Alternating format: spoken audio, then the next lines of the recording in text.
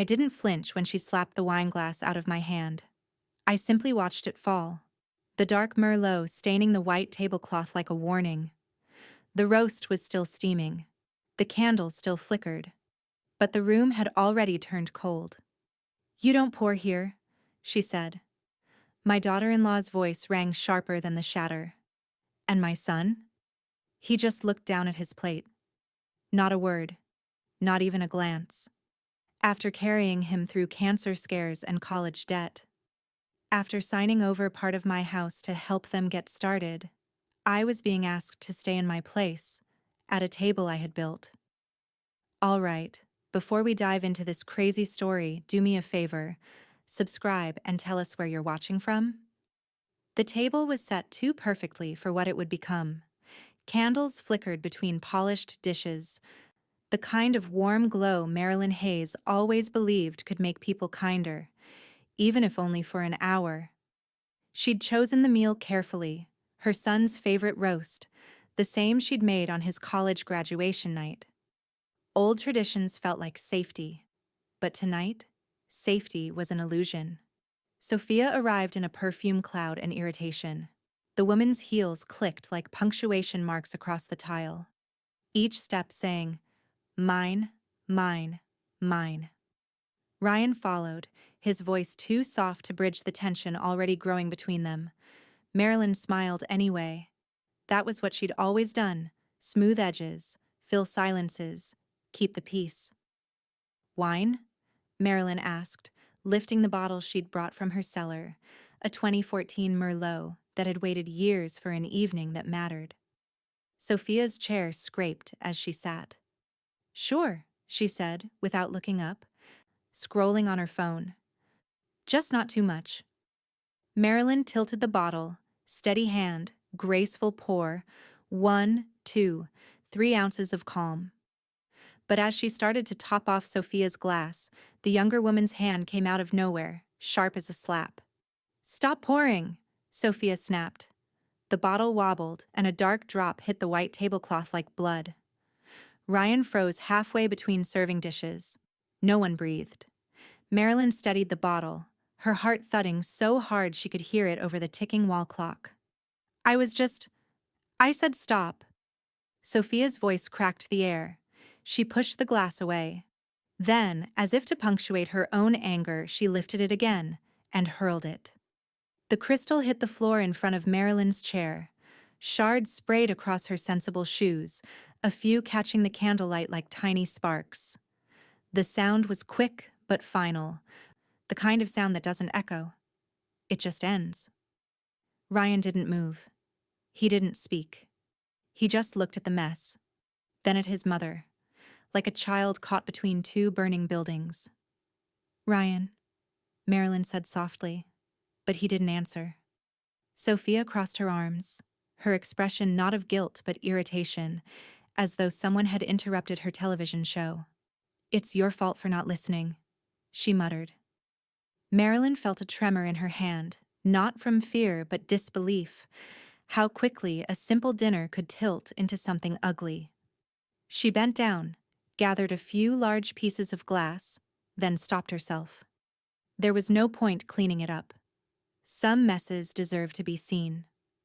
Without a word, she set the bottle down, folded her napkin beside her plate, and walked out. Her footsteps were silent on the hardwood, each one measured and deliberate, as if she were counting them towards something inevitable. In the hallway mirror, her reflection looked older than she remembered, but her eyes, steady, focused, belonged to someone who'd reached a decision she didn't yet have words for. Upstairs, she sat on the edge of her bed. The house was unnervingly quiet. Downstairs, muffled voices rose, the start of an argument, the end of pretense. She picked up her phone. A single new message blinked across the screen. "Clara Rhodes. You okay?" That was over the line. Marilyn exhaled through her nose, thumb hovering over the keyboard. "Marilyn. Yes. But something's changed." She looked toward the closed door, the faint glow of candlelight still leaking up the stairwell, flickering against the wall. Somewhere below, Sophia's voice rose again, shrill, demanding, ungrateful. Ryan's tone was conciliatory. Useless. Marilyn didn't go back down. She didn't need to. The evening had already drawn its line. She reached for her notebook on the nightstand, the same one where she recorded medical reminders, grocery lists, and, lately, her thoughts about arrangements. She wrote a date at the top of a clean page and then, slowly, a single sentence. Tonight, I stopped pouring. When she put the pen down, she felt a strange calmness bloom behind her ribs.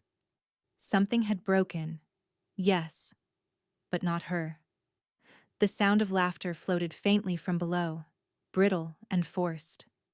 Marilyn turned off the lamp. The glass shards could wait until morning. Some things were better left on the floor, and as the dark settled around her, she whispered to the quiet. Not a vow, but a promise she knew she'd keep. They'll remember this dinner. Morning light broke across the blinds in pale stripes, slicing through Marilyn's quiet bedroom. She hadn't slept much. The shards of glass still glittered downstairs, but she hadn't the energy to care. Instead, she sat at her small writing desk, the one she'd bought years ago when she still charted patient notes for the hospital. The same discipline remained. Calm hands, sharp mind. She opened her laptop. The soft hum of it coming to life felt almost too loud for the hour. Coffee steamed beside her. Black, no sugar. Her cursor blinked in the login field of her online banking portal, a quiet pulse, waiting for truth. As the screen loaded, she exhaled slowly. Numbers rolled across the display. Balances, transfers, withdrawals. At first, everything looked normal. Then she saw it. A transaction from 3 days ago, one she didn't authorize. $487 to a boutique she'd never heard of. Then another, 1,000 even, labeled household expense. Her pulse quickened. Sophia's name hovered in the joint line on that account. The one Marilyn had opened years ago, just in case, when Ryan and Sophia were starting out and needed help with the down payment. It had been meant as a kindness. Now it looked like an open door left swinging in the wind.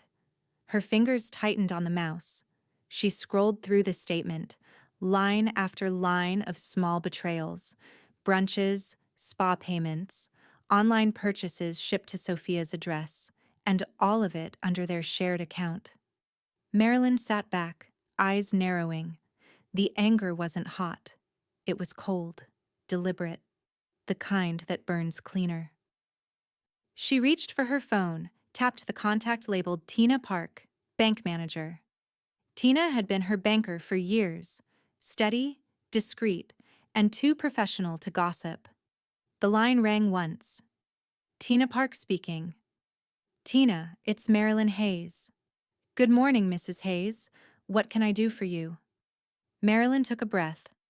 I'm seeing activity on an account that shouldn't have any, a joint checking tied to my name and my daughter-in-law's. I'd like to understand my options. Quietly. A pause. Then Tina's voice dropped slightly. Would this involve unauthorized use? Not unauthorized in the technical sense, Marilyn said, her tone precise. But certainly not consented to in spirit. Tina didn't ask for more. She never did. I can put a temporary hold this morning, pending review. We'll need your in-person confirmation by end of day. No alerts will go out until then. That's exactly what I need, Marilyn said. She hung up and stared at the quiet room. The morning sun had climbed higher, painting her desk in warm gold. It should have felt peaceful, but instead, she felt the faint thrill of reclaiming something she hadn't realized she'd lost: control. Her phone buzzed again. A text from Clara. Clara. Thought about it all night. Don't wait for apologies, Mare. They'll never come. Marilyn smiled faintly. Clara had always known her too well. Marilyn. Already working on it. She turned back to the desk, pulled out a fresh pad of lined paper, and began to write. The list started simple. Account 1427, 2190, 5433. Each number represented access, trust, vulnerability. She underlined each once. Then, beside them, she wrote frozen in block letters. By the third line, her handwriting had steadied into that same patient rhythm she'd once used charting vital signs: measured, controlled, unflinching. A soft wind stirred the lace curtain beside her. From the kitchen downstairs, she could faintly hear the clink of glass. Ryan cleaning up last night's disaster, no doubt. Good. Let him see what his silence cost. Marilyn rose, folding the paper with precision. She slipped it into her purse beside her checkbook and keys. On her way out, she paused at the doorway to glance at the family photo on the hall table. Ryan, Sophia, and herself, smiling under an autumn oak years ago. She tilted the frame face down. Outside, the sun was bright, the kind of Carolina morning that could almost fool you into believing everything was fine. But inside her chest, something irreversible had shifted. At the end of her driveway, she stopped, phone in hand, and looked back at the house, the site of last night's humiliation. She typed one more message, this time to herself, in her notes app. Step 1, stop the access. Step 2, take it all back. Then she walked toward her car, her reflection in the window clear and resolute. Inside, she started the engine, the low hum vibrating through her palms. She didn't drive yet. Instead, she whispered, almost to the dashboard, "Let's see how she likes paying for dinner now." And with that, Marilyn pulled out onto the road toward the bank, her jaw set, her mind already several moves ahead. Marilyn arrived at her son's house just before 6, clutching a pie she'd baked mostly for show. The driveway was lined with cars, Sophia's friends mostly, loud and careless with where they parked. Their laughter spilled out the open windows before Marilyn even reached the porch. Inside, the dining room looked like a showroom someone had raided. Plates mismatched, candles half burned from another night, wine glasses already smudged. The smell of overcooked pasta filled the air, thick and sour beneath the cheap perfume drifting from the guests. Sophia, radiant in the way only the unbothered can be, moved through it all like a hostess on television. "Everyone, help yourselves," she said, waving a hand toward the buffet. "We don't stand on formality here." Marilyn smiled faintly at that. No, they certainly didn't. She took a seat near the end of the table where the noise dimmed just enough to hear herself think. From there, she could see everything. Sophia's careless laughter, the way Ryan hovered at her elbow, and the subtle gestures that said more than words, the empty wine glass Sophia thrust toward him, the roll of her eyes when he didn't move fast enough.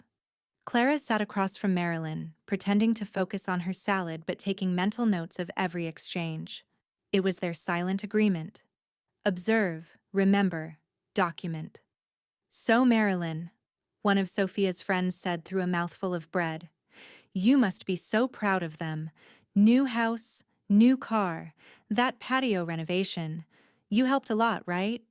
Marilyn's fork paused midair. "I helped where I could," she said evenly. Sophia laughed too loudly. "She's being modest. Mom-in-law's been very generous." She winked as if it were some family joke. "We couldn't have done half of this without her." The room filled with murmurs of admiration, but none of it reached Marilyn. Her attention caught on Ryan, who stared down at his plate pretending not to hear. He was the same little boy who used to hide behind her knees when kids shouted too loud. Only now, he hid behind his wife's shadow. Marilyn set her fork down, hands folded neatly in her lap. She'd spent decades teaching patients to stay calm under pressure. Tonight, she practiced the same medicine on herself. Clara leaned over slightly, her voice low. "Keep that face, Mare. You're in the middle of Exhibit A." Marilyn didn't answer, but the corner of her mouth lifted. Clara was right. Every cruel giggle, every petty slight, they weren't just rudeness anymore. They were evidence. She reached discreetly into her purse for her phone. The screen lit up to a blank email draft already addressed to Liam Gray, Skitter. The subject line read, "Asset protections, immediate." As Sophia refilled her own glass, Marilyn typed quietly beneath the tablecloth, "Confirm trust structure. Freeze all joint access. Review disbursement limitations." When she looked up again, Sophia was laughing at something across the table, gesturing broadly with her fork. A smear of sauce dotted the sleeve of her silk blouse, but she didn't notice. She didn't notice anything, really.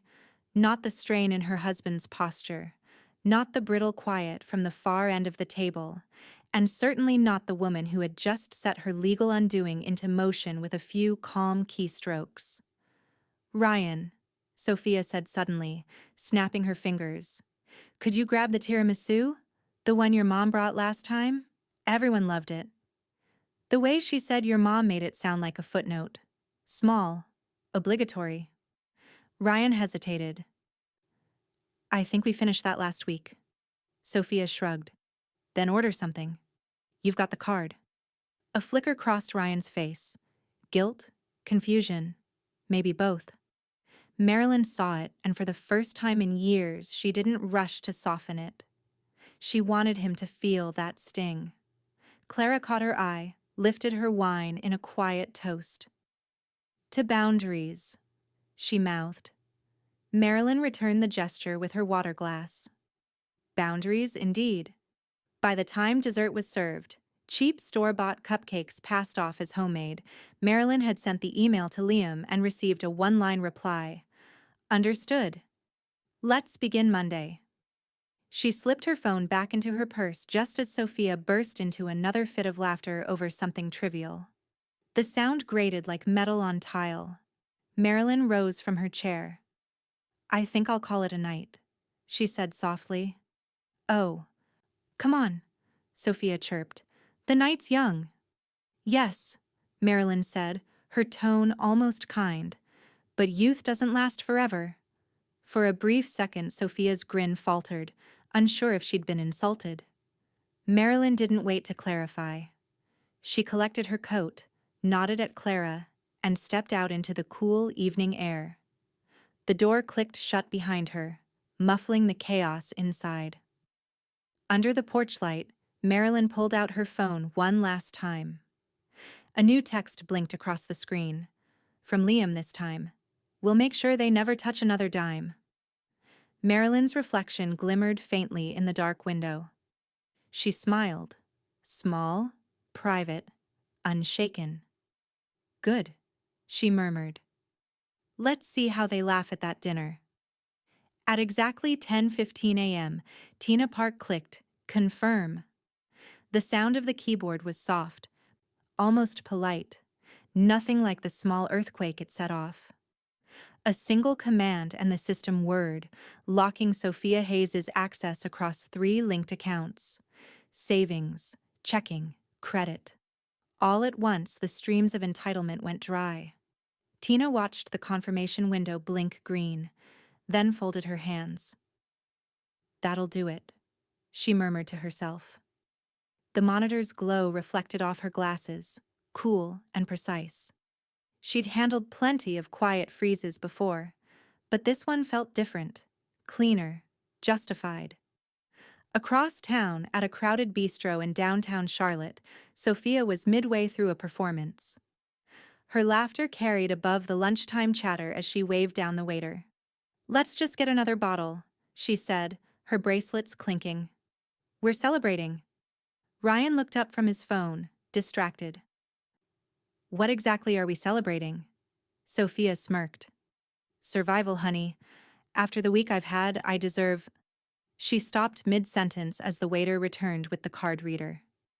She handed over her platinum debit card, practiced and proud. The waiter swiped. Then again.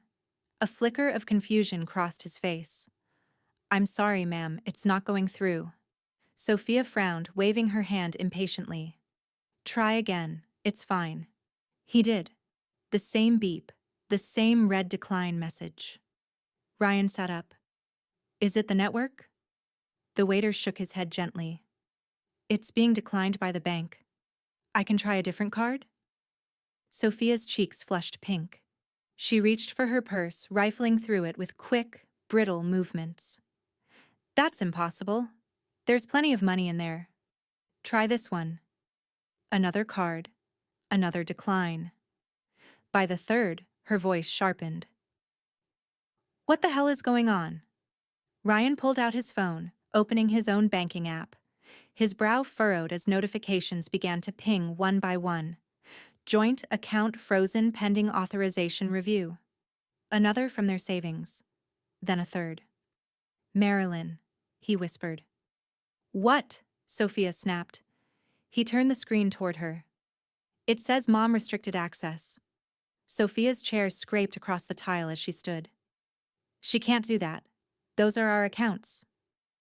Actually, a quiet voice interrupted. Tina's, calling from her office phone just then. Ryan had called her instinctively, out of habit, the same way he always tried to fix things by talking first. She spoke through the speakerphone, calm and surgical. Mr. Hayes, Mrs. Hayes. Mrs. Hayes Sr. is the primary holder on those accounts. She's authorized to restrict access under her own discretion. The freeze is temporary while ownership is reviewed. Sophia's tone rose a full octave. You can't just, this is theft. Tina didn't flinch. It's procedure. You're welcome to bring documentation to the branch for review. Then, as courteously as she'd begun, Tina ended the call. The table around them had gone silent.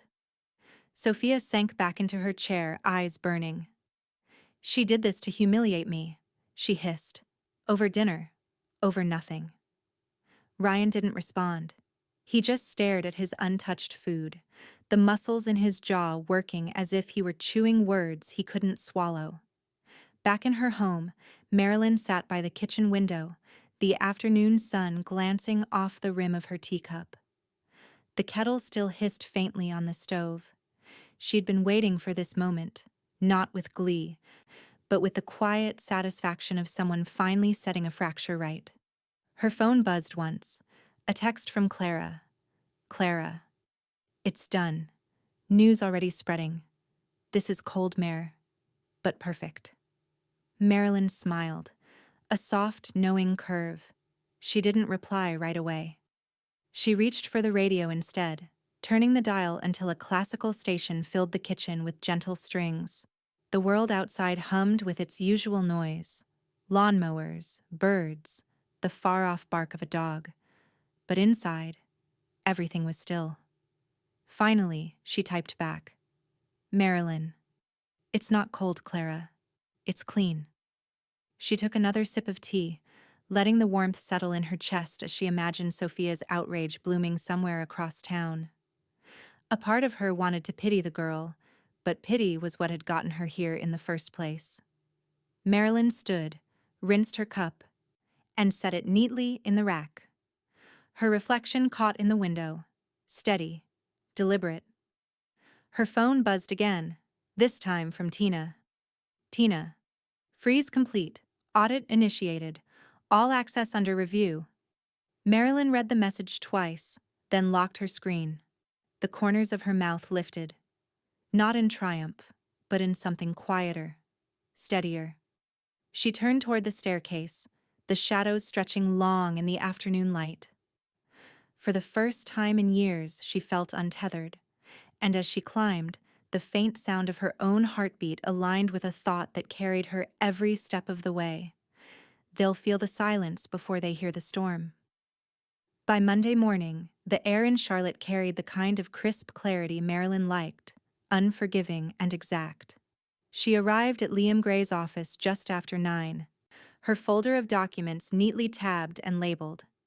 Liam's office was sterile but elegant, all muted tones and clean lines, the kind of place where mistakes went to die. He looked up from his desk as she entered. Morning, Mrs. Hayes. Morning, Liam. Her voice was calm, almost light. I believe it's time. He gestured for her to sit, sliding a draft across the table. It's all here. Trust restructuring, restricted access, account authorizations, estate revision clauses. Once these go out, every cent tied to your name becomes untouchable. Marilyn adjusted her glasses and began reading. Each line felt like a slow exhale. Everything Sophia had treated as her playground was now a fortress, locked, coded, impenetrable. "What about notifications?" she asked. Liam gave a small, almost mischievous smile. "They'll receive them simultaneously, email and physical letter. Standard protocol.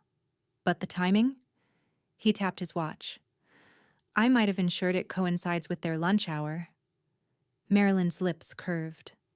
How poetic.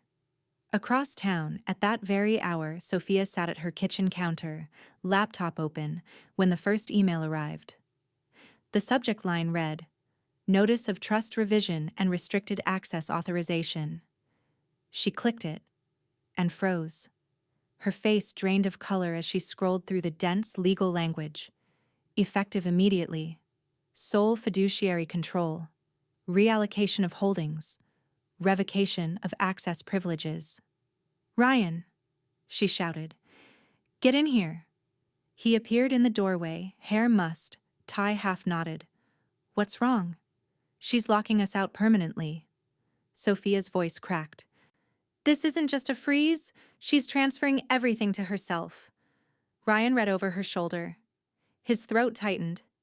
"That can't be right." "Oh, it's right," she snapped. "Your mother just cut us off. Completely. After everything we've done for her." He tried to interrupt, but Sophia was already pacing, her phone in hand. "I'm calling a lawyer." Back in Liam's office, Marilyn sipped the tea his assistant had brought her, calm as marble. Liam's phone buzzed with a text, Sophia's number flashing on the screen. He silenced it without a glance. "Ryan's already suggesting they talk," Liam said, scanning his inbox. "He wants to find middle ground." Marilyn tilted her head. "Does middle ground usually exist between theft and consequences?" "Not in my experience." Liam's voice was smooth, confident. "And certainly not when every transaction log supports your claim." Tina already forwarded the flagged history. A knock sounded at the door. Clara stepped in, holding a brown envelope like a prize. "Delivery for our favorite attorney." "Clara," Marilyn greeted, a hint of warmth threading her voice. Clara handed Liam the envelope. "Printouts from the bank. Screenshots of every transaction Sophia made in the last 6 months. Nails the intent clear as day. You might want to forward these to your compliance department too." Liam flipped through the papers, his expression sharpening. "This goes beyond misuse. Look here. Cash advances, duplicate transfers, possible laundering through personal Venmo accounts. That's not accidental." Marilyn felt the words settle like lead.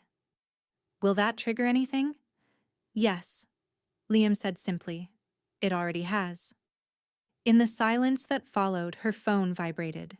She glanced down at the family group chat lighting up like a Christmas tree. "Sophia, how dare you freeze our lives like this?" Ryan, "Mom, can we talk about this calmly?" Sophia, "You've gone too far. You'll regret this." Clara, privately to Marilyn, "Don't respond. Let the fire burn itself out." Marilyn placed the phone face down. "I don't think I'll reply." Liam looked up. "Good.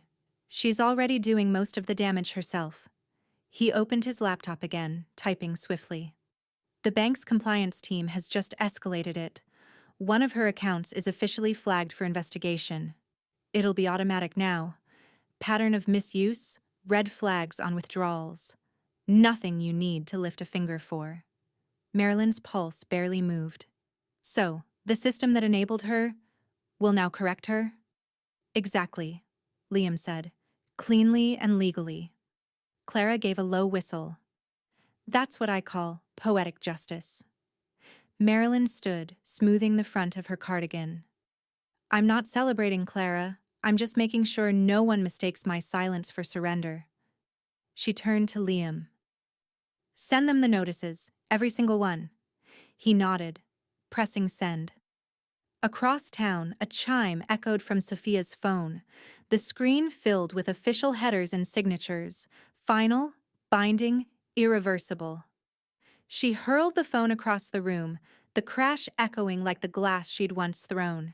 In her quiet kitchen, Marilyn poured another cup of tea, the steam rising in graceful tendrils. She looked out the window, unbothered, serene. Her phone buzzed again, this time from Tina. Tina, FYI, Sophia's account is under formal audit. Fraud team looped in. Marilyn read it, then whispered to the empty room, her tone calm and almost merciful. Actions always have receipts. She placed the cup down gently, the porcelain giving a faint, decisive click, like a gavel falling. And far away, as Sophia screamed at a frozen screen full of warnings and zero balances, the first domino of her own undoing began to fall. By Wednesday afternoon, Marilyn's phone had become an instrument of noise, buzzing, flashing, demanding. The messages came in waves, each more desperate than the last. Sophia, you've ruined us. Sophia, how could you do this to your own family? Sophia, you're sick.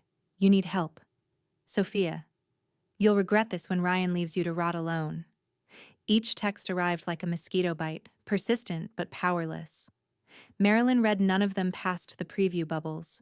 She had muted the thread hours ago, the way she used to silence heart monitors during night shifts after a patient had passed, calmly, respectfully, decisively. From her desk, she opened her email instead. Liam's morning update sat at the top of her inbox. From Liam Gray. Subject: confirmation, final filings. Complete all trust structures finalized and registered.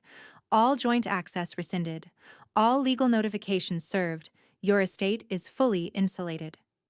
Marilyn allowed herself one slow breath. The storm she'd spent weeks building had finally settled into order. The doorbell rang. Clara stood there balancing a pie tin and 2 paper coffee cups. You look like someone who hasn't smiled in 3 days, she said, breezing past the threshold. Marilyn arched a brow. I've smiled plenty, just not for the reasons most people do. They settled in the kitchen, the air fragrant with cinnamon and butter. Clara set the pie down. Dutch apple. Appropriate, don't you think? Sweet revenge, mild aftertaste of triumph. Marilyn almost laughed. It's not revenge, Clara. Oh, honey. Clara poured coffee into mugs. If it walks like revenge and smells like justice, it's pie. Marilyn didn't argue. She cut herself a small slice and ate slowly, the crust crumbling just right. Outside, autumn sunlight filtered through the maple tree, dappling the countertop in gold. For a rare moment, the world felt steady. Her phone buzzed again. Another message. This one from Ryan. Ryan. Mom, can we please talk? She's panicking. I know she's gone too far, but she's scared. Please don't make it worse. Marilyn stared at the text for a long time, her fork idle on the plate. The urge to soften, to fix, to mother. It still flickered somewhere deep, but she'd learned now that compassion without boundaries only feeds the ungrateful. She typed, then deleted, then typed again. Marilyn. There's nothing to discuss. Everything's in order now. Then she pressed send and slid the phone aside. Still trying to negotiate peace, is he? Clara asked, watching her expression. Marilyn nodded. He's always wanted everyone to stay comfortable, even when comfort meant pretending things weren't broken. Clara's voice softened. He'll come around. They always do when the money dries up. A quiet chuckle escaped Marilyn. That's not the lesson I wanted him to learn. You can't choose the lessons, Clara said, taking another bite. Only the teacher. The clock ticked gently between them. In the silence, Marilyn reached for her planner, flipping to the week's checklist. Each line item now bore a neat blue checkmark. Freeze orders confirmed. Trusts filed. Assets secured. Only one remained blank. Final verification call. She dialed Tina at the bank. Just confirming, she said. All accounts under my authority are locked. Tina's efficient voice came through. Yes, ma'am, everyone. And Mrs. Hayes? There's something else. Mrs. Sophia Hayes attempted 3 transfers this morning. All declined. Fraud team noted the activity and logged it. She's aware now she has no access. Thank you, Marilyn said, her tone even. Let the record show she's persistent, if not wise. When she hung up, Clara gave a little grin.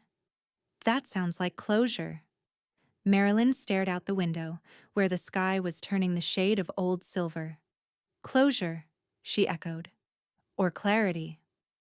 Her phone chimed again, and she nearly ignored it until she saw the subject line. Bank compliance notification. Unauthorized transfer attempt. It wasn't just Sophia's name attached. There was another. Ryan Hayes. Secondary authorization request denied. Marilyn's throat tightened. Not with anger, but something quieter, deeper. He tried, she murmured. Clara's brow furrowed. Tried what? To fix what isn't his to fix.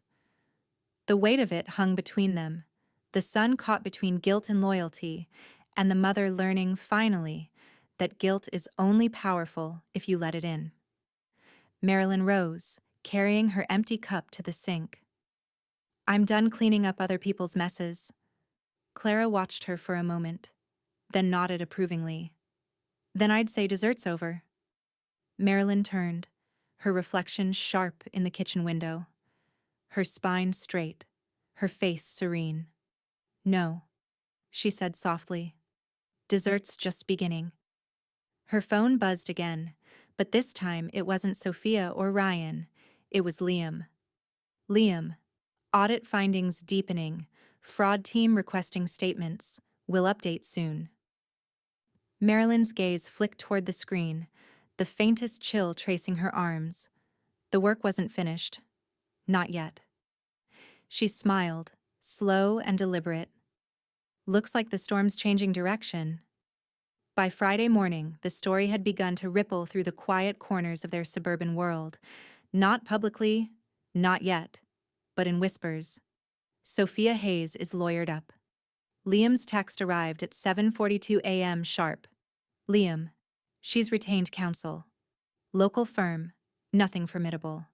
Their letter arrived this morning. Marilyn stood at the counter stirring her tea, reading the words twice. She didn't flinch. Of course she did, she murmured. Entitlement always believes it deserves representation. When Liam called, his tone was amused more than alarmed. They're alleging undue influence and malicious restriction of shared assets. It's boilerplate. We'll answer it cleanly. I trust you will, Marilyn said, glancing toward the backyard where frost still clung to the grass. Just make sure it's airtight. I don't want this dragged into gossip or spectacle. It won't be, he said. You've given me everything we need, but I'll want Clara to comb through the digital correspondence. If Sophia deleted anything incriminating, the timestamps will still tell the story. Clara lives for timestamps, Marilyn replied dryly. By noon, Clara was at her dining table, laptop open, coffee in one hand, glasses perched low on her nose. Let's see what our little firecracker has been sending, she muttered, scrolling through message chains. Every insult, every accusation, every angry emoji, Clara cataloged them meticulously. These will read beautifully in court exhibits, she said, not looking up. The tone alone screams liability. Marilyn poured them both coffee and smiled faintly. It's not the words that destroy people, Clara. It's the consistency. Sophia never knew when to stop. Clara snorted. And you always know exactly when to start. On the screen, one message blinked brighter than the rest. An unsent draft Sophia had typed in the heat of rage, auto-saved by her cloud account. She'll pay for this. I'll make sure of it. Clara whistled low. And there's your state of mind, clear as daylight. Marilyn's only response was a soft exhale. Liam will appreciate the symmetry. That afternoon, Ryan called. For once, his voice was steady, stripped of Sophia's shadow. Mom, I owe you an apology. Marilyn said nothing. The pause stretched long enough for him to fill it with truth. I kept thinking if I just kept peace long enough, she'd change. I thought you were overreacting, but now I see it. The spending, the control. She treats people like accounts. Withdraw, withdraw, withdraw, until there's nothing left. People show you what they value, Marilyn said gently. It's your choice, whether you keep letting them. Ryan sighed. I don't know what happens now. You let the system work, she said, and you start building something that isn't borrowed. He didn't answer for a while. When he finally spoke, it was quieter. You always were stronger than I gave you credit for. Not stronger, Marilyn said. Just finished pretending weakness helps anyone. When the line clicked dead, she stared at the phone, the ache of motherhood twisting briefly under her ribs. Old reflex, fading fast. That evening, Sophia's frustration found its new outlet, the internet. Her posts appeared in bursts, cryptic at first, then blatant. Some people weaponize money and call it boundaries. Imagine your own mill sabotaging your marriage for power. Karma comes for everyone. Some just get there first. The comments piled in, half sympathy, half curiosity. But the algorithm wasn't kind. Screenshots circulated in neighborhood chats, whispers turning to questions, questions turning into quiet laughter. Marilyn saw none of it directly. Clara did. She texted her a link with a single comment. Clara. She's digging her own grave and posting the progress shots. Marilyn replied, Marilyn. Let her build the monument herself. Monday came again, crisp and clear. Liam met Marilyn in his office with a calm satisfaction that only airtight paperwork could bring. He set a thick folder on the table. Everything finalized. Every account, trust, and asset shielded. The appeal won't even make it past intake review. Her lawyer will advise withdrawal within the week. Marilyn leafed through the folder, her fingertip tracing the embossed seals. And if she doesn't withdraw? Then she'll pay for discovery, and that's a bill she can't afford anymore. Clara, seated in the corner with her ever-present notepad, grinned. Justice with interest. Liam chuckled softly. Speaking of interest, the bank audit deepened again. Compliance flagged not just Sophia's accounts but a connected routing number, possibly an attempt to reroute funds. Fraud divisions taking over.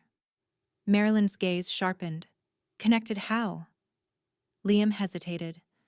Preliminary match under Ryan's name. The air thinned around them. Clara set her pen down. Marilyn didn't move. Didn't blink.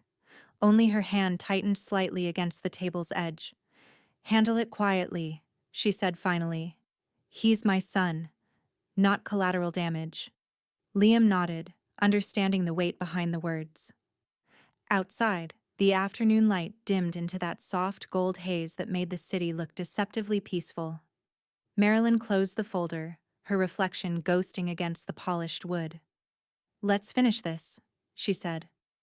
I'm done with appeals, filed or not. But as she walked toward the door, her phone buzzed again, Tina's name lighting up the screen. Tina. Mrs. Hayes.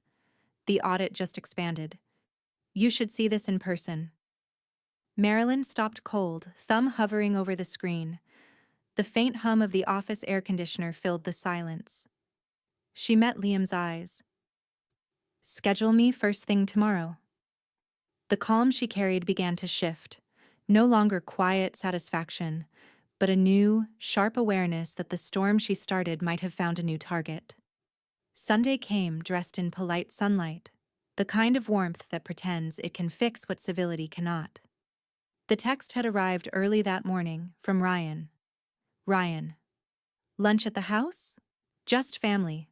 Let's make it right. Marilyn read it twice before setting the phone face down beside her tea. Make it right. A phrase that always meant make it easier for Sophia. Still, she agreed. There were times when showing up was the sharpest form of silence. By noon, she pulled into their driveway, the same one where she'd once helped plant flowers for curb appeal. Now, the blooms were overgrown, untended. The neglect suited the house. Clara came along, uninvited but welcome. Moral support, she'd said, sliding into the passenger seat, and because I don't trust that woman not to throw something again. Inside, the air was thick with the scent of expensive candles, lemon verbena trying and failing to disguise tension. Sophia greeted them with a smile that looked painted on. Marilyn, she said sweetly, so glad you came. I'm sure you are, Marilyn replied, setting her purse on a sideboard. The dining room had been staged, crystal, linen, silver, but the effect was hollow, like a set where the actors hadn't learned their lines. Ryan moved nervously between them, pouring water, straightening napkins that didn't need straightening. Sophia gestured to the table. Please sit. I thought we could start fresh. Clara took the chair beside Marilyn, folding her napkin with surgical precision. Fresh starts are lovely, she said, as long as no one forgets where the last one ended. Sophia ignored her, reaching for a bottle of Chardonnay. Let's toast to new beginnings, she said, twisting the corkscrew with theatrical flair. Ryan, can you grab my card from the counter? I ordered that charcuterie delivery for dessert. Ryan hesitated. Which card? The black one, Sophia said impatiently. The house account. He didn't move. Marilyn sipped her water, eyes level, waiting. Sophia turned toward her husband. Ryan? He swallowed. It's not active. Sophia froze, the corkscrew slipping in her hand. What do you mean not active? It's our account. Marilyn set her glass down with a soft clink. It was your account, she said, her tone calm as porcelain. Until you forfeited access through misuse. Sophia blinked. You're unbelievable. You really came here to gloat? No, Marilyn said, her voice cutting through the tension like a clean incision. I came because my son invited me to lunch. Whether you choose to turn that into a performance is your habit, not mine. The table fell quiet. Even the air seemed to hold its breath. Clara leaned back, watching with the amused detachment of someone observing a courtroom she already knew the verdict to. Ryan tried to intervene. Can we not, please? I thought maybe... Sophia cut him off. Don't you dare defend her after what she's done. She reached for her phone, opening her banking app with a flick. The color drained from her face almost instantly. There's nothing. My account's gone. It's there, Marilyn said mildly. You just don't own it anymore. Sophia slammed her phone down. You think this makes you powerful? It makes you cruel. Cruel, Marilyn repeated softly, as though testing the word. No. I was cruel when I allowed you to believe you could take without consequence. This, she gestured lightly, is correction. Sophia stood abruptly, chair scraping across the floor. I'm not sitting here to be humiliated. Marilyn met her gaze without rising. Then stand. You've always preferred higher ground, even when you're standing on air. Clara coughed delicately, hiding a smirk behind her napkin. Sophia stormed from the room, the echo of her heels fading up the stairs. Ryan stood awkwardly at the table, staring down at the half-poured wine. I didn't know she'd do this again, he said quietly. I know you didn't, Marilyn said softer now. But not knowing and not stopping are cousins, Ryan. One's ignorance, the other's permission. He nodded slowly, shame heavy in the air. The doorbell broke the silence. Ryan glanced toward it, frowning. Were you expecting anyone? Marilyn checked her watch. Yes, actually. The door opened to reveal Liam Gray, crisp in his charcoal suit carrying a slim portfolio. Apologies for the interruption, he said smoothly. Mrs. Hayes, you asked me to deliver these in person. He placed a sealed envelope in front of Marilyn. Sophia's voice floated down from upstairs. Who is that? Liam's tone didn't waver. Just a messenger with confirmation that final authorizations have cleared. He looked directly at Marilyn. All protections are active, irrevocable. Marilyn inclined her head. Thank you, Liam. That'll be all. He nodded once, but as he turned to leave, he paused. One more thing, he said quietly. The audit revealed an additional name, someone from Sophia's side. It's sensitive. We'll discuss privately. Sophia appeared at the top of the stairs, eyes narrowed. What audit? Liam offered a polite, professional smile. Just a formality, Mrs. Hayes, but you may want to check your notifications. Marilyn saw it happen in real time, the flicker of panic that crossed Sophia's face as her phone buzzed again and again, alerts streaming in. Her voice trembled. What did you do? Marilyn stood, gathering her purse. Nothing you didn't start. She walked toward the door, Clara rising to follow. Liam waited just long enough to exchange a knowing look before stepping aside for her to pass. Outside, the air was cool, the sunlight sharp. Marilyn inhaled deeply, the taste of lemon verbena still faint on her clothes. Clara spoke first. Well, she said, if that wasn't the most satisfying lunch I've ever attended, I don't know what is. Marilyn smiled faintly, though her gaze stayed on the horizon. It's not over yet, Clara. The table may be cleared, but someone else just sat down. By Tuesday morning, the storm had moved from whispered speculation to hard consequence. Tina Park stood before her monitor at the downtown branch, eyes scanning the latest compliance updates. The file stamped Hayes, Sophia. Restricted glowed at the top of her list. She clicked it open, confirming what Marilyn had already suspected. Every account, line of credit, and card under Sophia's name was frozen. The trust adjustments had been logged, reviewed, and cross-verified. Every penny now belonged to its rightful owner. At the same moment, across the city, Sophia was arguing with a barista over a declined card. Her voice, sharp and brittle, drew glances from every corner of the cafe. Run it again, she insisted. There's money in there. The young woman behind the counter looked apologetic. It's been declined 3 times, ma'am. Sophia fumbled in her purse, pulling out another card, then another. Decline, decline, decline. Her cheeks flushed crimson. There must be a mistake. Ryan, standing helplessly beside her, tried to interject. Maybe it's still processing from the audit. Sophia rounded on him. Oh, don't start defending her again. This is your fault. You let her do this.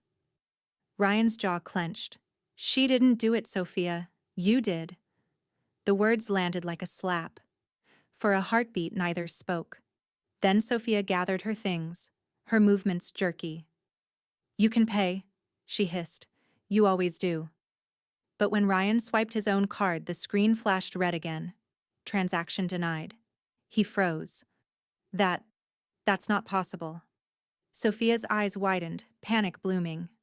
She's cutting you off too? Ryan's phone buzzed. A message from Liam Gray appeared on the lock screen. Audit expansion complete. Shared routing numbers flagged. Temporary suspension pending verification. Ryan exhaled shakily, the weight of his mother's warning finally sinking in. Meanwhile, in her home on the quiet edge of Charlotte, Marilyn was exactly where she wanted to be. Upstairs, in the window seat, a cup of Earl Grey steaming between her palms. Outside, the world went about its noisy errands, blissfully unaware of the quiet rebalancing of justice taking place in her name. She glanced at her phone as it buzzed with a new message from Liam. From Liam Gray, subject, final trust revisions filed confirmed, Income streams secured, future distributions restricted, complete insulation achieved. She smiled faintly. Clean, she murmured. Her peace was interrupted by the soft ding of another incoming message, this one from Clara. Clara. Just saw Sophia trying to buy a handbag downtown. Card declined. Twice. She looked like she might combust. All the power's back where it belongs, Mare. Marilyn let the message sit there, her lips curling. Power, she thought. That word had always made her uneasy, too flashy, too obvious. This wasn't power. It was balance restored.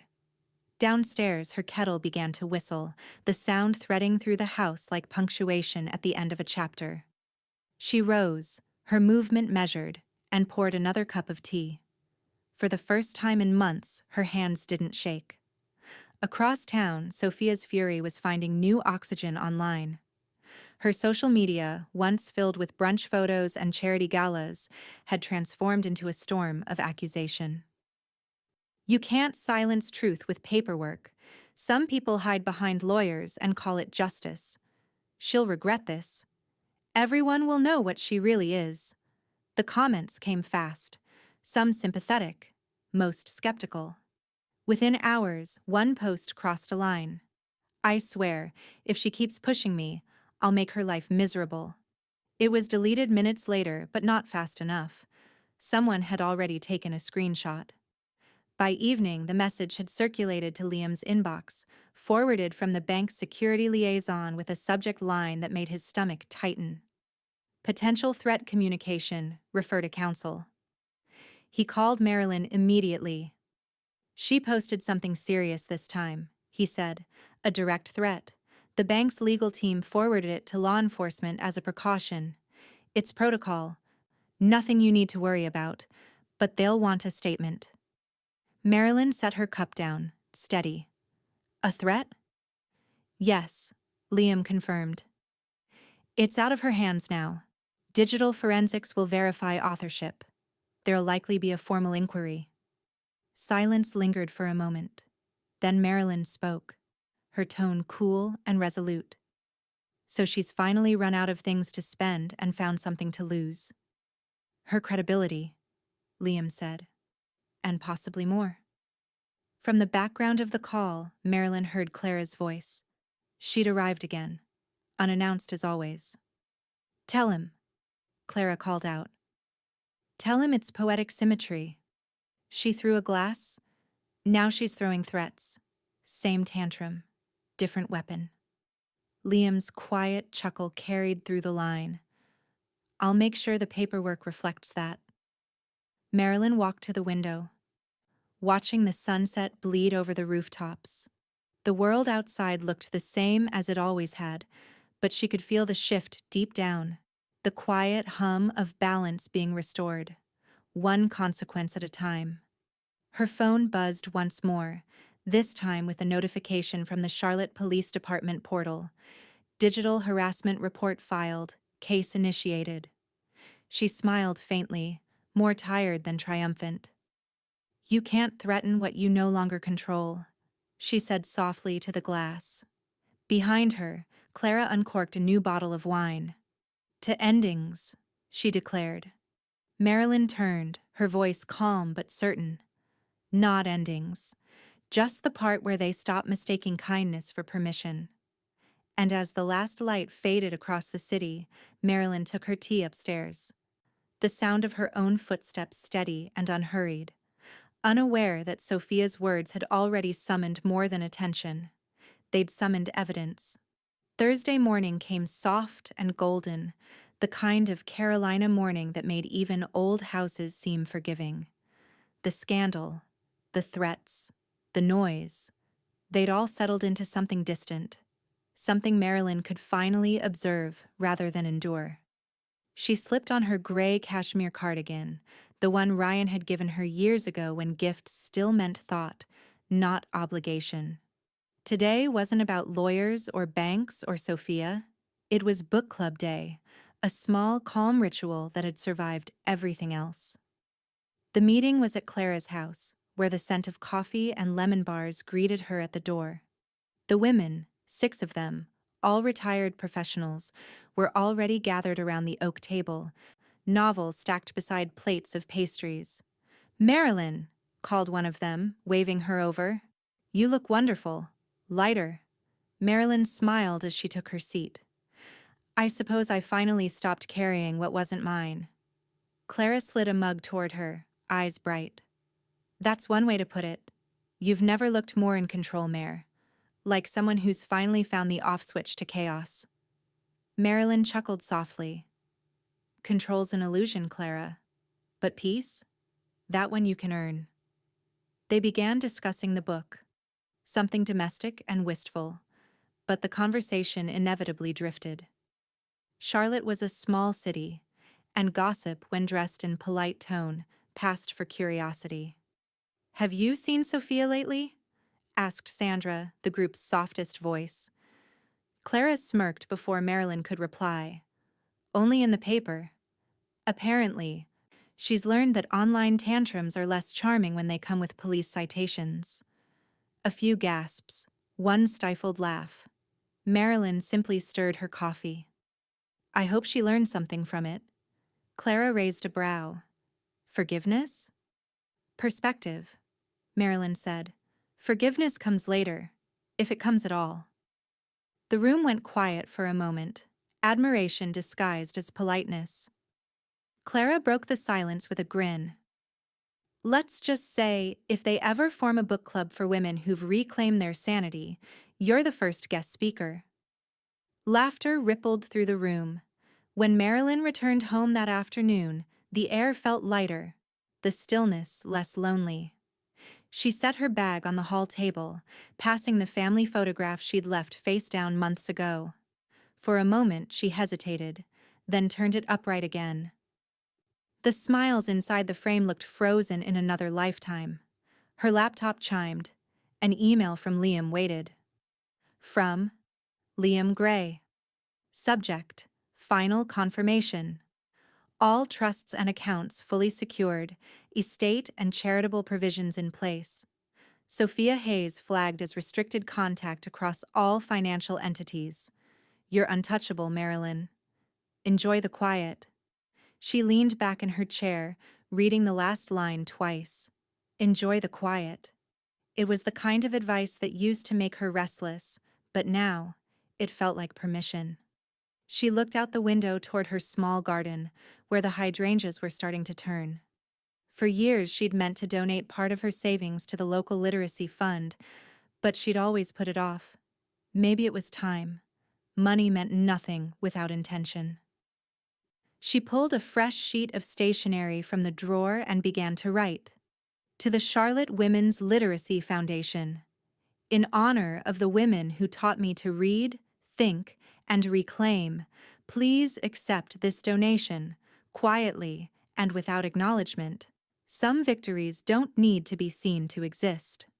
Marilyn Hayes. Her handwriting was steady. No tremor, no doubt. The house was silent except for the hum of the refrigerator and the faint creak of wood settling. She sealed the envelope, placed it beside her purse, and allowed herself a long, slow breath. For the first time in years, her peace wasn't borrowed. It was earned. That evening, she received one more message. Unexpected. Ryan. Mom, I'm sorry for everything. I know now you were protecting yourself, not punishing us. I don't expect you to answer, but I needed to say it. Marilyn read it once, then again, and this time she did reply. Marilyn, take the time to become the kind of man who doesn't need protecting from his own choices. She didn't wait for his response. As the sun dipped low, she carried her tea upstairs. The house bathed in amber light. She paused at the landing, listening to the stillness, the kind that used to ache, but now simply existed. Downstairs, her phone buzzed once more. She almost ignored it until she saw the sender. Tina Park. Tina. FYI. FBI Cyber Unit requested Sophia's file. Her posts crossed into interstate jurisdiction. Might move fast. Marilyn stood there for a long moment, her hand resting on the banister. The evening air slipped in through the half-open window, cool and almost sweet. Clara's words from earlier echoed in her mind. "You've never looked more in control." Marilyn smiled faintly. "Control has nothing to do with it," she whispered to the quiet. "It's just peace, with proof." She took another sip of tea, the warmth grounding her as the city lights flickered alive outside, unaware that, somewhere in a government inbox, Sophia Hayes's name had just become a case number. By the following Tuesday, the world had gone quiet again, unnervingly so. The noise of threats and posts had burned out, replaced by the soft hum of consequence. Marilyn's mornings had a rhythm now. Coffee, correspondence, clarity. She sat in Liam's office once more, the same window-lit room where this entire reckoning had begun. A faint smell of fresh paper and citrus cleaner hung in the air. On the desk before her lay a folder labeled Charitable Allocations, Hayes Estate Trust Revision. Liam adjusted his glasses, tone steady.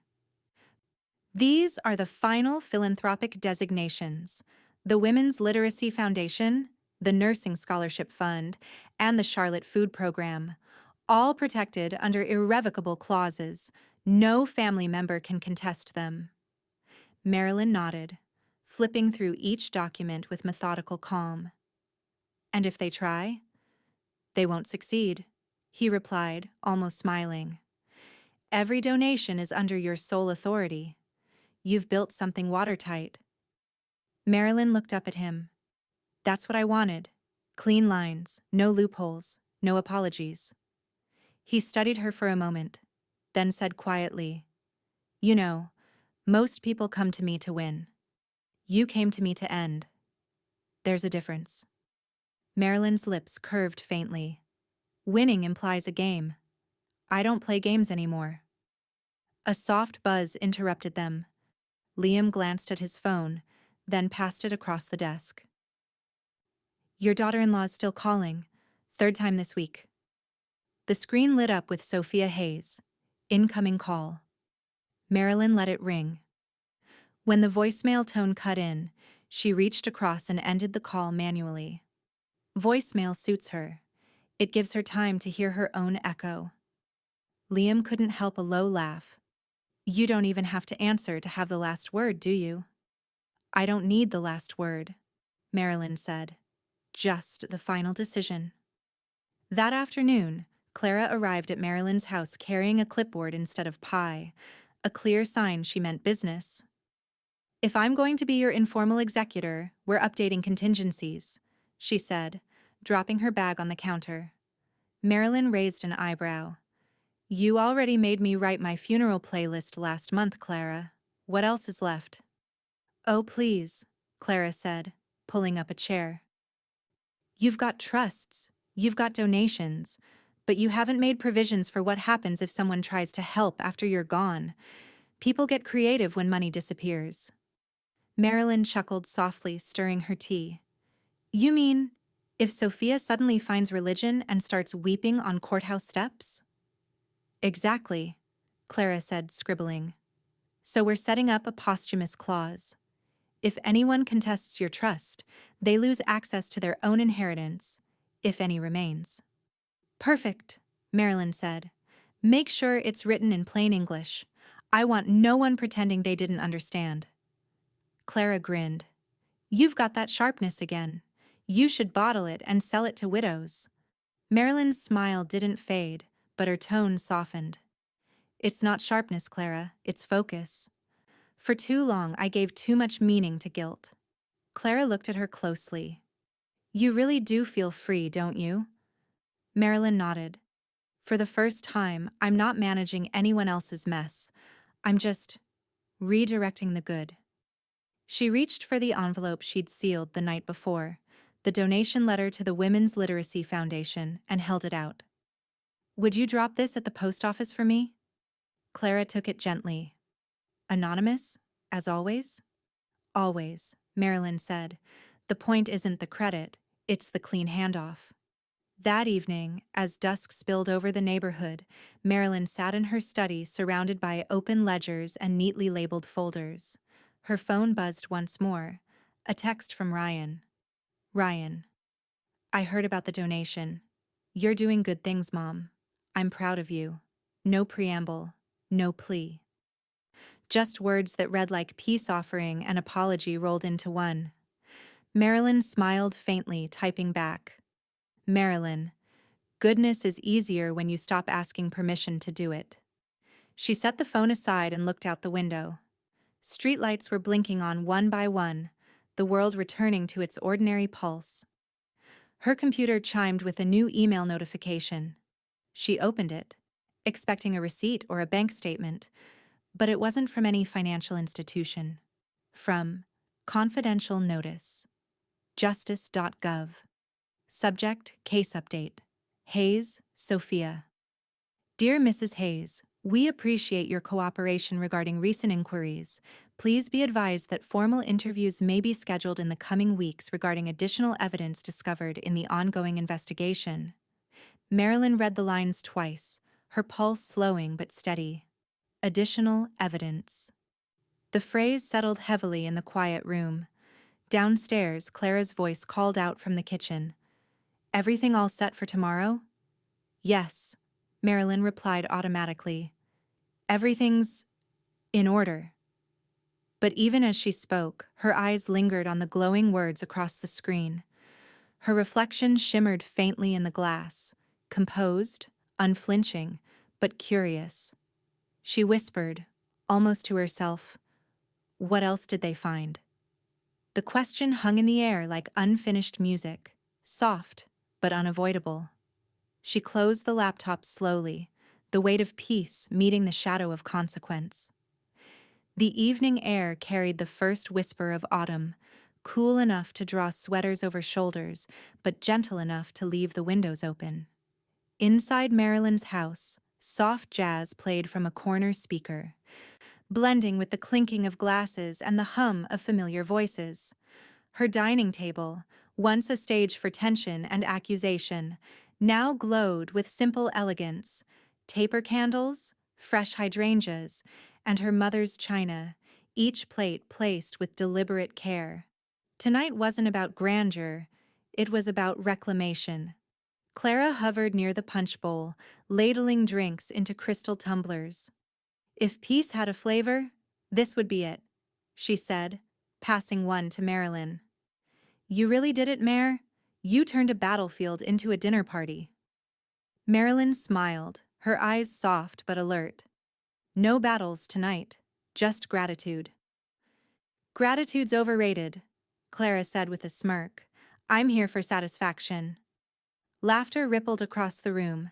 The women from book club mingled with a few old colleagues from the hospital, all of them aware enough of recent events to understand the subtext.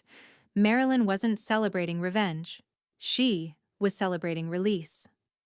Ryan arrived quietly, no fanfare, holding a small box of pastries from a downtown bakery. He looked older somehow, the kind of weary that comes from realizing how much of your life was built on borrowed patience. Hi, Mom. Marilyn turned, her expression neutral but not cold. Ryan. He offered the pastries. Peace offering. Clara, ever the gatekeeper, intercepted. We've got pie, cake, and virtue, Ryan. But sure, add pastries to the mix. Ryan managed a faint smile. I wanted to stop by. Didn't want tonight to pass without saying thank you. Well, for everything. Marilyn gestured toward a chair. You can thank me by learning to keep what you earn and let go of what you don't. He nodded, lowering himself into the seat beside her. I'm trying. I really am. The music shifted to something slower, more reflective. Across the room, the women toasted quietly, their voices blending like a soft tide of approval. Clara raised her glass higher than anyone else. To lessons learned, she announced, her grin unapologetically wide. And respect earned the hard way. Respect, echoed Sandra, the book club's gentlest member. and the courage to stay quiet when noise is expected. Marilyn raised her own glass, and to the freedom that comes after forgiveness, whether you give it or not. They drank, and the room settled into that warm afterglow of shared understanding. Half an hour later, as conversations loosened and laughter grew easier, the front door opened without a knock. Every head turned. Sophia stood there, framed by the golden light of the porch, her expression brittle beneath layers of forced composure. "Am I interrupting?" she asked. The silence was instant and absolute. Clara's smile didn't falter. She simply leaned toward Marilyn and murmured, "And the ghost appears." Marilyn didn't rise. "That depends," she said, voice calm. "Did you come to apologize or to perform?" Sophia hesitated, faltering for the first time. "I came to talk. Privately." "There's nothing left to discuss," Marilyn said, not unkindly. "Not in private, not in public. Some bridges don't burn. They're demolished for safety." Sophia's eyes darted around the room, meeting only polite disinterest. Even Ryan looked away, shame softening his expression. "Ryan?"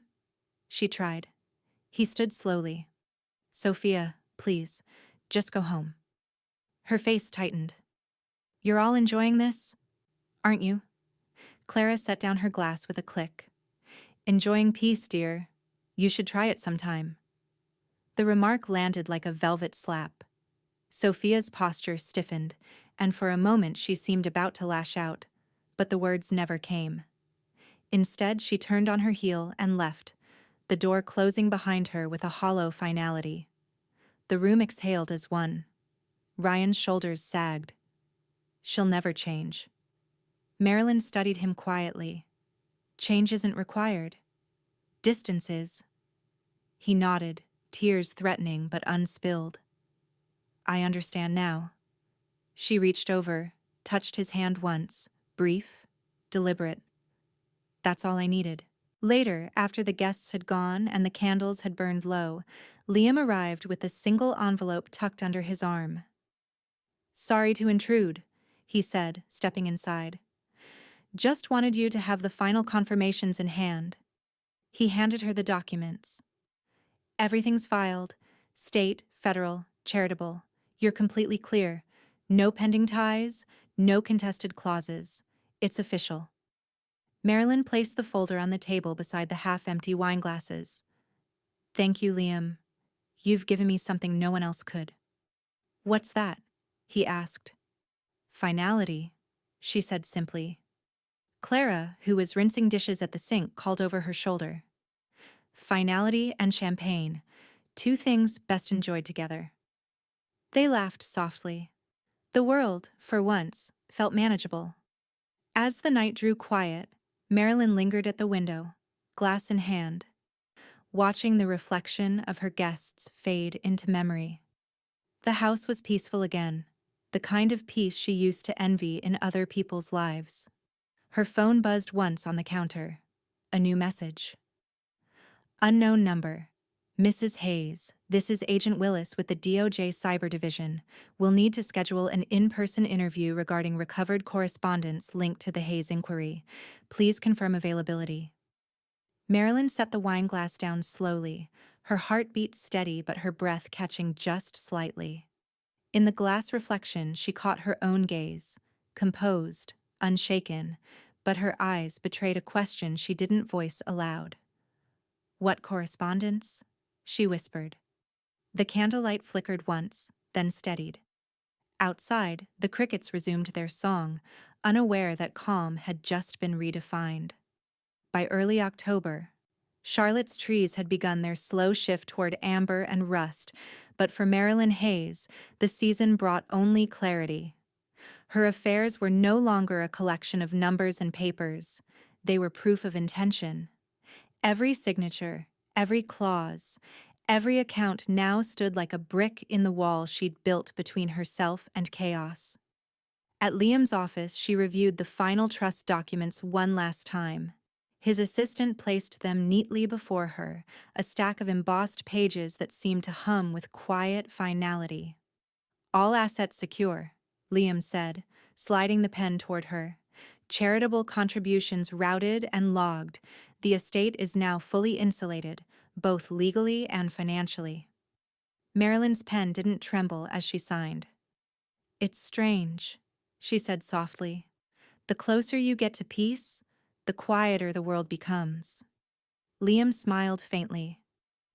That's because there's no noise left to fight through. He gathered the papers, nodding with a kind of professional reverence. You did it, Marilyn. You turned a lifetime of generosity into structure. That's no small thing. Marilyn looked out the wide office window where the skyline shimmered in late afternoon haze. Generosity is easy, she said. Accountability takes nerve. News traveled fast in Charlotte, especially when humiliation was involved. By the time the week ended, whispers about Sophia's frozen accounts had become local entertainment. Her name, once attached to social brunches and charity galas, was now linked to bounced payments, canceled credit cards, and a pending investigation. One story spread faster than the rest. Sophia trying to pay for a salon appointment with cash and being turned away when the stylist politely mentioned, "We don't take 20s from people under audit." Ryan called Marilyn the next morning. "She's unraveling," he said quietly. "I tried to talk to her, but everything's about blame, about you, about everyone but herself." "Then she's right where she belongs," Marilyn said gently.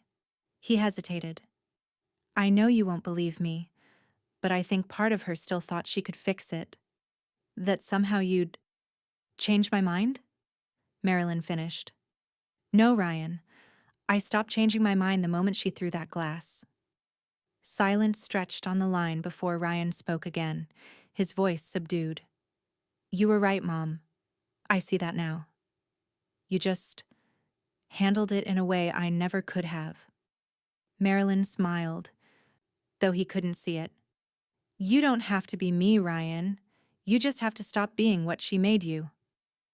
When the call ended, she sat back and let the quiet settle. Somewhere between exhaustion and peace lay the strange relief of control, hard-earned, unapologetic, and finally complete.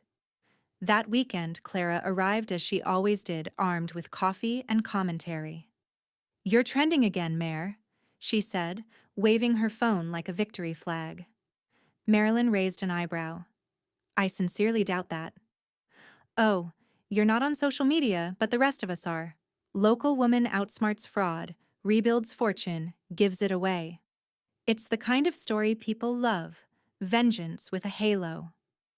Marilyn shook her head, amused. "I didn't rebuild it to give it away. I rebuilt it to make sure it never fell into the wrong hands again." "Same thing," Clara said, pouring herself coffee. "Control, charity, depends on which side of the check you're on." They sat in the kitchen as the late sun poured through the window, lighting the steam off their cups. Clara lifted her mug. "To lessons learned, and to women who make lawyers nervous." Marilyn clinked her cup softly against hers. "And to the friends who made sure I didn't lose my mind along the way." "Oh, I kept you sane out of pure selfishness," Clara said.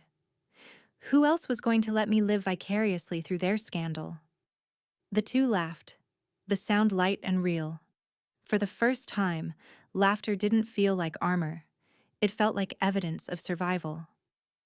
That evening, the phone rang. This time, it wasn't Sophia or Ryan. It was the editor of the Charlotte Ledger, a local lifestyle magazine. "Mrs. Hayes," the woman said brightly, "we'd like to feature you in our upcoming Women Who Lead segment, spotlighting local figures who've used financial independence to empower others. Your recent charitable work caught our attention." Marilyn blinked, momentarily caught off guard. "That's unexpected." "It's well-deserved," the editor said. "You've inspired a lot of people, Mrs. Hayes. Would you agree to an interview and photo session next week?" Marilyn glanced toward her reflection in the window. The calm lines of her face, the composed tilt of her chin. Leadership wasn't something she'd ever sought. It was something she'd carved out of necessity. "I'll think about it," she said finally. "Of course," the editor replied. "We'll follow up soon." When the call ended, Clara's voice floated from the other room. "You're being honored, Mayor. That's code for, you survived with dignity and scared the hell out of people in the process." Marilyn smiled.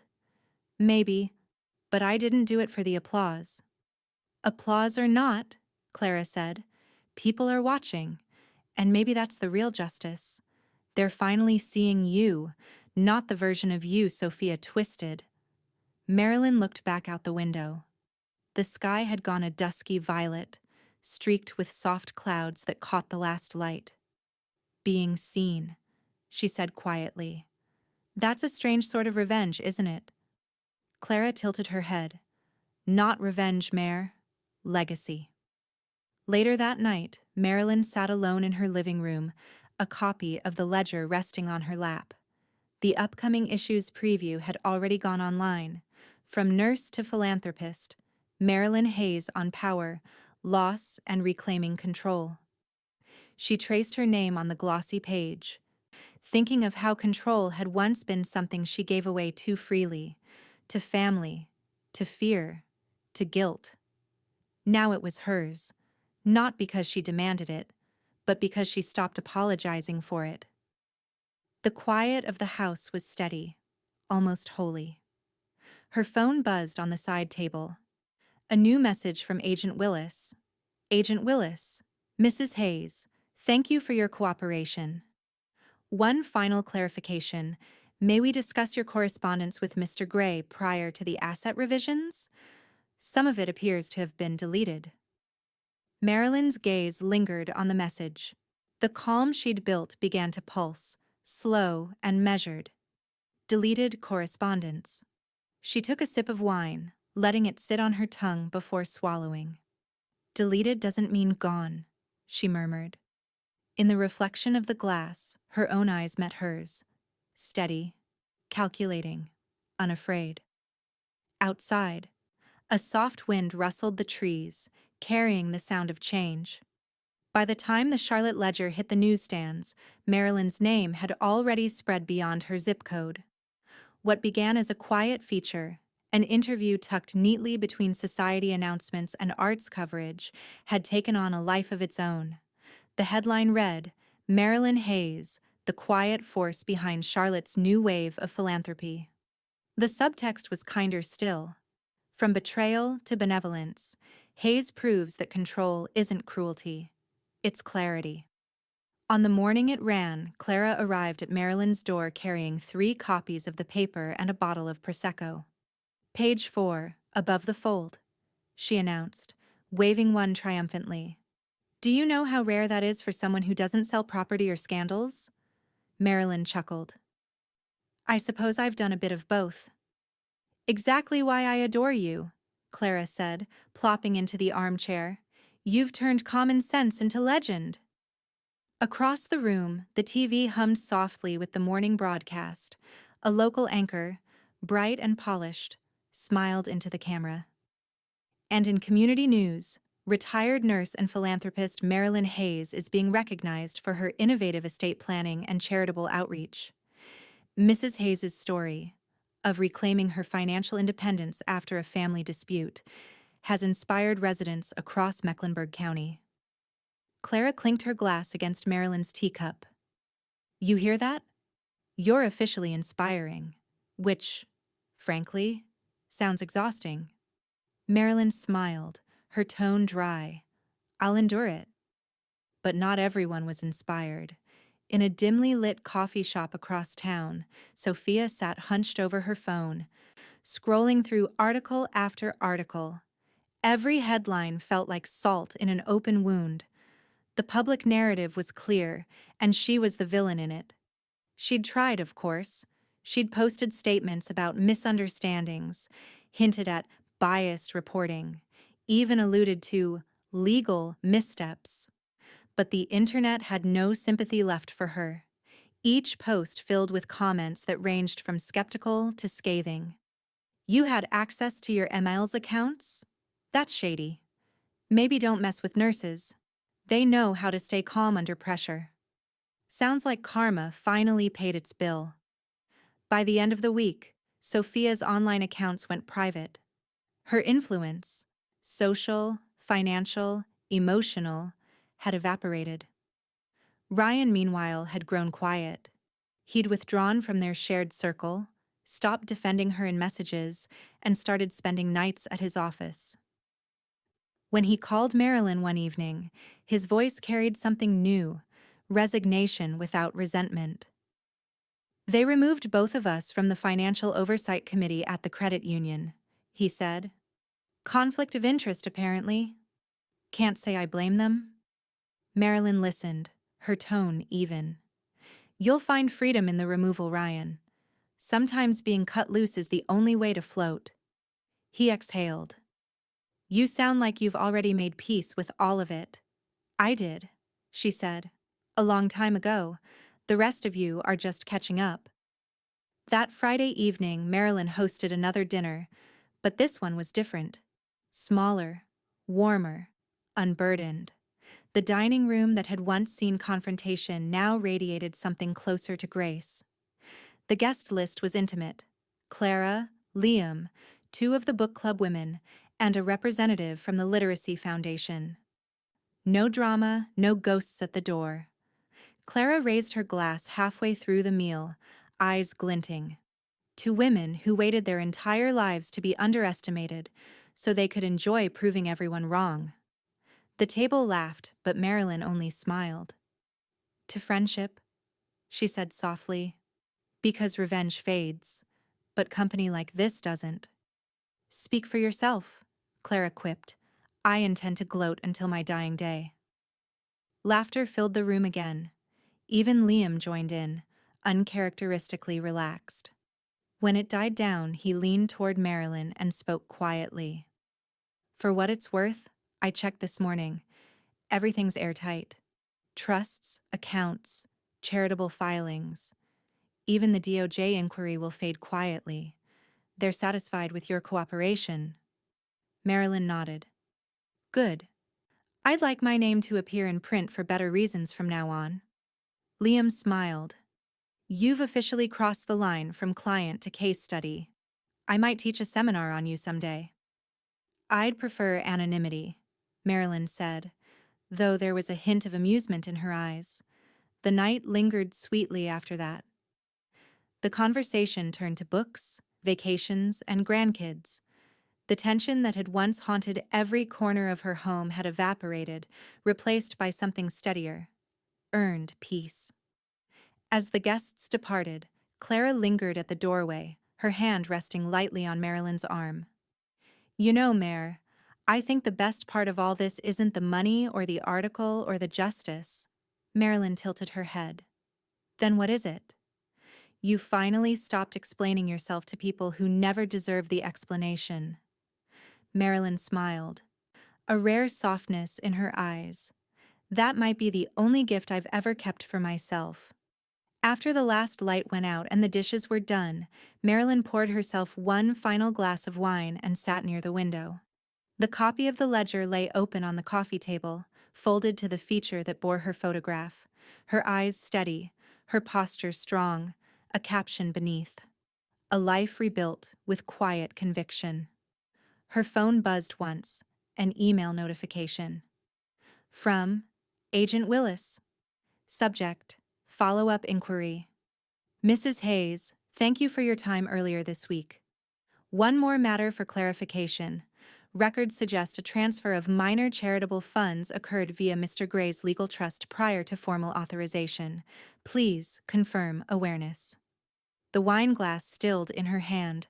A coolness passed through her, not of fear, but of calculation. She set the glass down and reread the line. A transfer. Liam. The house was silent except for the tick of the old wall clock, each second stretching longer than the last. She looked toward the window, where her reflection stared back. Composed. Yes. But questioning. Nothing ever stays insulated, she murmured. Outside, a siren wailed faintly in the distance, then faded into the night, as if to remind her that peace, no matter how carefully constructed, was never permanent. Sunday afternoon arrived in soft amber light, the kind that makes everything appear gentler than it really is. Marilyn's kitchen smelled faintly of vanilla and bergamot. Clara's doing, of course. She'd shown up early, as always, armed with lemon tea cookies and an unnecessary bottle of champagne. Tea first, bubbles later, Marilyn said with a smile, arranging porcelain cups on the table. We'll keep our reputations intact until at least noon. Clara snorted. At our age, reputation's just what's left after the good stories have already been told. The women laughed, the sound spilling through the open window into the yard where the maple leaves had begun their slow descent. It was peaceful in a way that didn't feel temporary anymore, earned, anchored, permanent. Marilyn poured the tea carefully, her movements deliberate and elegant. Every motion these days seemed to carry meaning. It wasn't victory she felt exactly. It was relief, with a pulse. All accounts settled? Clara asked, stirring her cup. Marilyn nodded. Liam confirmed everything this morning.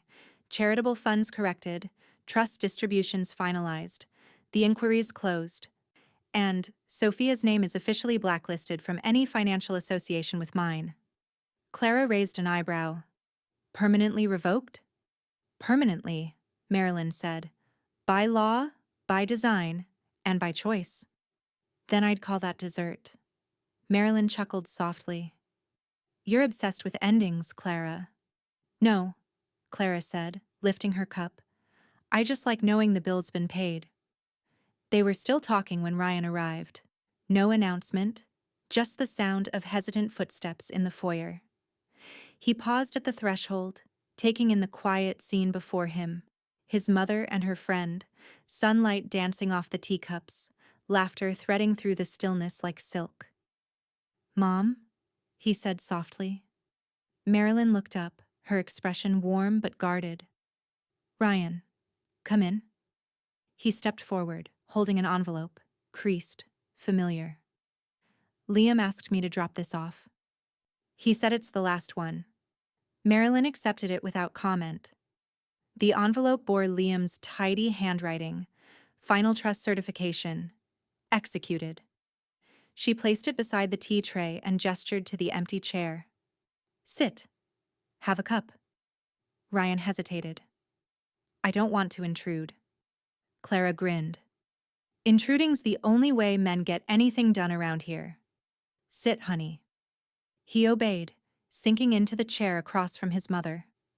For a moment, he said nothing, just studied her face. The calm in it, the lack of hesitation. You really did it, he said finally. Everything you said you would. Marilyn poured him tea, the steam curling between them. I learned that promises mean nothing until they're finished. Ryan's gaze drifted to the envelope. Sophia got the notice this morning, he said. It's over for her, isn't it? Yes, Marilyn said simply. And now it can be over for you too. He nodded, emotion flickering behind his composure. I used to think what you did was harsh. Now I see it was necessary. Marilyn looked at him for a long moment before speaking. Sometimes the only way to teach boundaries is to build walls. I just made sure mine had a gate, one you could walk through when you were ready. His voice broke slightly. I'm sorry it took me this long to understand. You were learning, she said. Some lessons require loss to make sense. They sat in silence after that. No tension, no performance, just quiet acknowledgement of the cost and the clarity that followed. Later, after Ryan left, Clara leaned back with a satisfied sigh. Well, she said, he finally looked like a man who stopped apologizing for the wrong person. Marilyn smiled faintly. He'll be all right now. He's seen what accountability looks like when it's done with a steady hand. Clara poured the last of the tea into her cup. studying Marilyn with affection. You've changed, you know? Not softer, just done bleeding for other people. Marilyn looked toward the window where the afternoon light was turning gold. That's what peace really is, Clara. The absence of bleeding. Clara lifted her cup. To peace, then, and to dessert. Marilyn tilted her head, amused. We haven't had dessert. Oh, we have, Clara said with a grin. It just didn't come on a plate. Evening crept in slowly, wrapping the house in gentle quiet. The air smelled faintly of tea leaves and lemon. Marilyn sat alone at the kitchen table now, the stack of finalized papers spread neatly before her. She traced the embossed seals with one fingertip. Every letter of her name pressed in ink and permanence. Outside, the wind stirred the branches. Somewhere in the distance, a church bell chimed 6 times. She thought of how it began. The dinner, the glass, the humiliation she'd swallowed so quietly.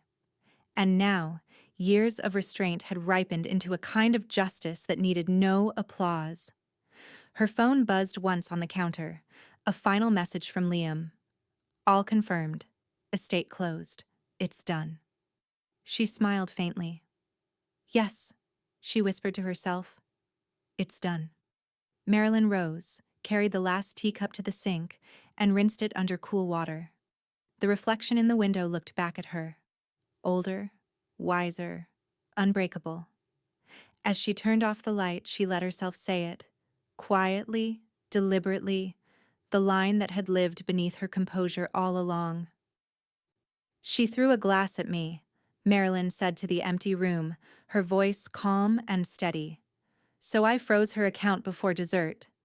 And with that, she stepped into the soft glow of the living room, the weight of revenge at last replaced by the lightness of completion.